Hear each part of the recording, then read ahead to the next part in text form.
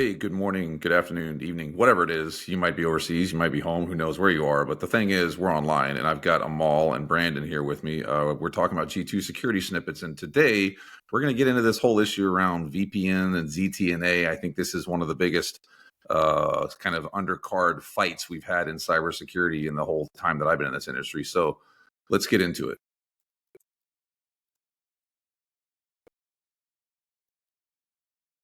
Yeah, so VPN versus ZTNN. ZTNN, say that 3 times fast. ZTN. Really, I think where we're trying to get into is ZTNA is typically where people apply VPN conversations to. So, Amal and Brandon, from your research, what do you see here?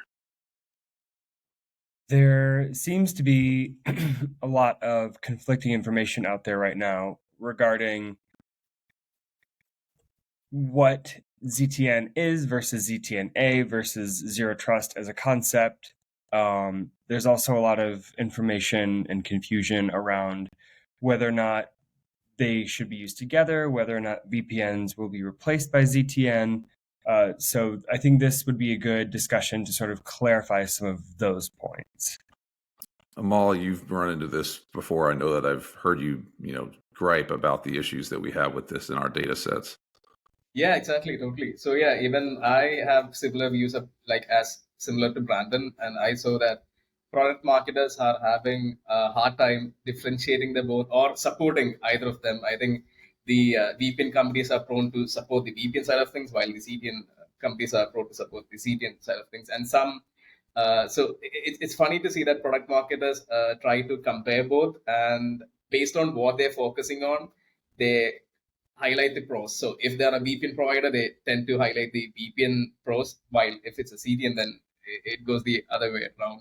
And on G2, we initially we had a mix of both business VPNs as well as consumer level VPNs, and then we made a very straight distinction. And right now, it's purely business VPN. So I am definitely excited to see whether this would be an evolution for VPN alone, or it could be just like Brandon mentioned, both of them coming together and solving a critical issue. Yeah. Yeah, so let me give the old guy perspective in here because I am the gray beard. Like literally, there's gray in the beard. So, VPN came about in '96. If I went to any modern enterprise today and said, "Would you like your '96 technology?" they would laugh me out of the room. So, I think one for enterprises, VPNs are pretty much a risk and a dead issue. I think if you're an enterprise or a medium business, honestly, even a small business, VPNs are not something that you want. ZTN, zero trust networking, or specifically zero trust network access, which is the most common one that people talk about now, really is, I guess you could call it like a maturation of the VPN with a policy engine behind it. We're still doing things like poking holes in networks to get people to resources, but really it's the policy engine that's taking care of things and allowing you to react to it. I personally am a big fan of ZTN and ZTNA for very clear reasons. I mean, Dr. Zero Trust, right? But I mean, the reality of it is it's just a better way of doing things with the VPN. If you're a person and you're working from home or you're traveling or whatever, by all means, a VPN is better than nothing. So, I think that personal VPNs are kind of valuable. Like when I travel, I use a personal VPN just because I think it's worth having. But I would argue, in my experience, graybeard experience here, using both becomes complex, and you're trying to solve the same problem with old tech and new tech at the same time. Like, would you take a 1996 Chevy Corvette and a 2024 Corvette and expect them to perform the same way if you shove them onto the same racetrack? Probably not. So let's look at the data, Brandon. Wow, that's a lot of spikes. So run us through what you got here. All right. I pulled some of our proprietary data on new approved reviews between VPNs and our zero trust networking category. The VPN category's newly approved reviews is the blue line versus zero trust networking is the red line. I chose to focus over the last 18 months because G2's new scoring algorithm prioritizes those first 18 months of a review's life, and that's when they have the majority of their weight. Yeah, so I think it's super interesting, despite how much more secure ZTN and ZTNA more specifically, how much more it heightens any enterprise's security infrastructure and getting people the right access to the right things for the right duration of time versus VPNs. It accrued like significantly fewer reviews over the last 18 months.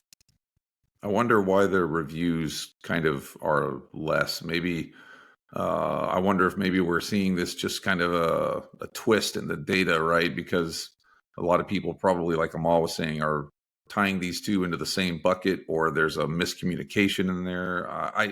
I don't know that I've had a conversation with any business in the last 3 to 5 years that said they use a business VPN. Every single one of them said we're moving off of a business VPN to ZTN or ZTNA. So, Amal, what do you think on this whole thing? Yeah, I have a question regarding that, and it's a follow-up question to what you were just discussing. So, do you? I see some reviews of products where small businesses specifically they mention they're using a business VPN and a network access control solution, or an MFA or identity access management solution. So they're coupling both of them together. So again, is that like extra steps that's like redundant and doesn't bring on much security, do or do you think like that's more cheaper in some sense? I mean, I guarantee it's not cheaper because they're paying for two pieces of tech that do the same thing. I think this is very similar to when you look at a lot of businesses, they'll have three different like MFA solutions or three different IAM solutions, especially small and mid-size, because there's the issue of what does it really do? What's the value I get from it? And can I get this from a singular-ish solution? I mean, we just published that piece on platforms and portfolios. A lot of times people think they're getting a platform when really what they're trying to get is an integrated portfolio. Brandon, I'm not sure what your insights here reveal. I think we're onto something with the scale of organizations that have adopted ZTN or ZTNA more specifically versus VPNs. Like as Amal was saying, more like small and medium-sized enterprises might still be using older technology. I made a few inferences based on the age of VPNs versus zero trust networking, and then the segment size of these businesses. My assumption based on this data is that VPNs are just more of like a household name, if you will, as far as sort of doing the same job, although less comprehensively. So for businesses that have, 50, 100, much smaller staffs than like large enterprises, they might not have the bandwidth, they might not have the same number of staffers in their security team, and they just go with what they know, they go with what they're familiar with, and a lot of times it's probably VPN. Yeah, I think that's probably, I mean, that's a really good inference, analytic leap, whatever you want to call it, because that's probably what we see here. The fact that a lot of people are asking, which is good, I think also is indicative of the market moving towards these more kind of integrated, nuanced operational capabilities. I bet if we had looked at this 7 years ago, you would have seen like VPNs just basically a straight line up and to the right, and ZTN just kind of flatlining. So I think the fact that people are asking is a good thing overall. Knowledge is power in theory, anyway. To add to that, I also think it has to do something with content marketing or product marketing for that matter, for the reason that most small businesses they rely on these online articles as well as resources that's published, and they are usually around business VPNs or consumer VPNs that can be used as business VPNs. So I think in some way it brings in some kind of herd mentality, and then especially small businesses they follow that path. So I think that's also one reason why this happens. Yeah, that's a good point. The marketing, it's kind of a wag the dog scenario. You got it by the tail and you just shake it real hard, and eventually the dog wags the way that you want him to. Don't shake dogs. I'm just saying that that's a thing. But the other one that I will put in here too is from the folks that are trying to decide, think about the management aspect of this. VPNs, and I was a NOC SOC operator. VPNs are a nightmare to manage. I mean, it is one-to-one, P2P. It also makes the network dark. You don't see what's going on in that communication, which is only good for the adversary. There's been a lot of breaches tied to third parties and those remote connections. So I would argue that if you can move to a ZTNA solution, however, VPNs for a personal reason, in my experience, makes sense. I'm not sure if you guys want to make kind of a stand there or die on a hill, but that's the hill that I'll die on. Absolutely. So takeaways, popularity, we talked about this, effectiveness, we kind of talked about it as well. Let's get into the threat landscape. So Brandon or Amal, like anything you've seen in our data that's indicating like the threat landscape changing around this, or is it actually making a difference? I haven't seen anything particularly within our data, but in my research generally, I mean, the threat landscape is evolving rapidly, especially with the introduction and evolution of AI. VPNs are old technology. They can, adversarial actors know where the weak spots are. They know how to exploit these systems to their own advantage. Like you said, the people operating them often don't have insights into the network itself. ZTN and ZTNA more specifically offer clear pathways towards security success, in my opinion. Yeah. Amal, yeah. The same here, actually. And I know Chase can talk more about this because you're the doctor, Zero Trust.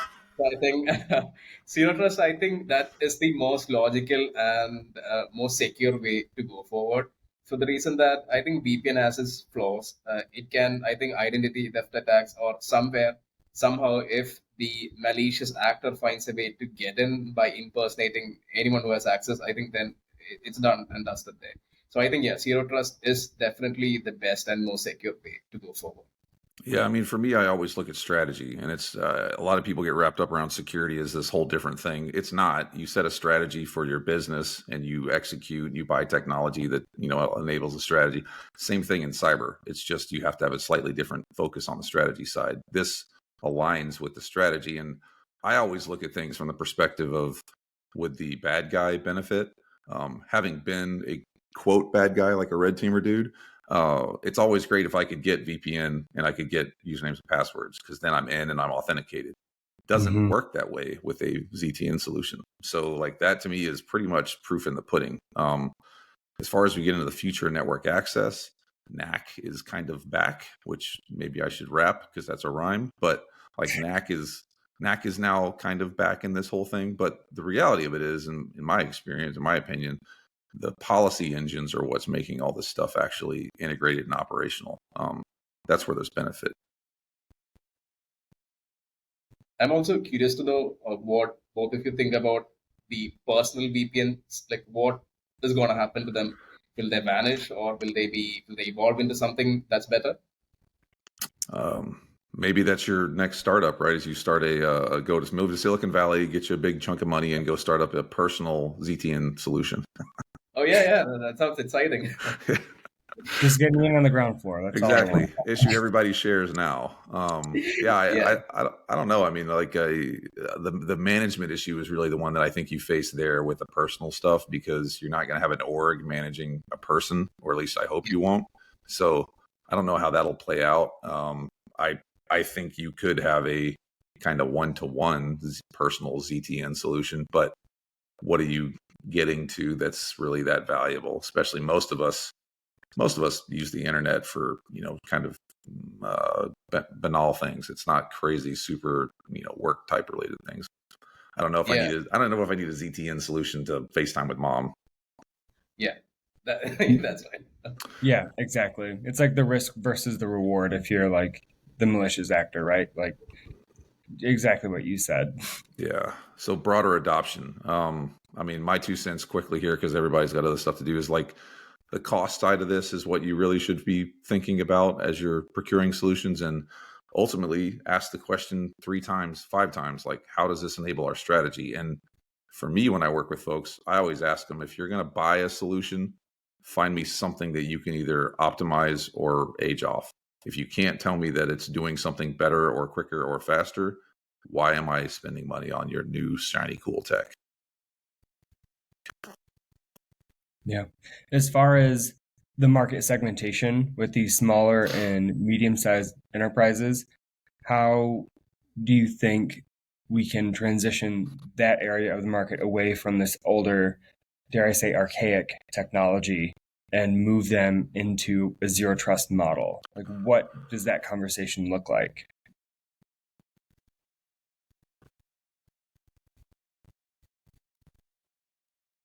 Yeah, I mean, really, there, like Amal said, there's a herd mentality here, which is actually a good thing. You want to follow the herd, just make sure they're not lemmings running off the cliff. But the more that those small businesses see the validation of organizations that do ZT and use ZTNA that aren't being compromised, the better off they'll be. I mean, I lean on the Google model a lot, Beyond Corp. Google got crushed with Operation Aurora. They moved to their instantiation of zero trust, which is they call beyond trust. And to date, they've had no major corporate breaches. And that's 188,000 globally dispersed employees, something like 1 million devices, and they have no issues. So how much more proof do you need? Yeah, exactly. And to add to Brandon's point, does implementing CTNA, is that a painful process? Like, does it involve any organizational change or some technical change, like from hardware perspective as well? I mean, anything can be painful. I always think that people should consider this is where MSSPs are so valuable and VARs and SIs. If you're not doing cyber, don't dip your toe in it and think you're going to get it right. Like outsource. The same thing, like I said, on the business side, I I have an LLC. I hate doing taxes. I hired somebody to do my taxes. Ta-da, problem solved. Like it's the same thing in cyber. If you're not going to do it and it's not your specialty, you'll probably screw it up and it's probably going to make you miserable and you're probably going to spend more money than you wanted. Outsource it. Like use people that this is their skill set. Rocket science. I know it's shocking. Yeah. So lastly here, thank you, Amal and Brandon, for being in this. You guys deeply entrenched in the research and data. For the folks listening to this, these cats talk to more vendors than anyone will in a week. They're deeply entrenched in millions of data points. So reach out to Amal and Brandon. They really know what they're talking about, and they can give you some real insights. I'm somewhat valuable. I do some G2 research and whatever cyber stuff, but check all of our stuff on the G2 Research Hub. We publish content all the time.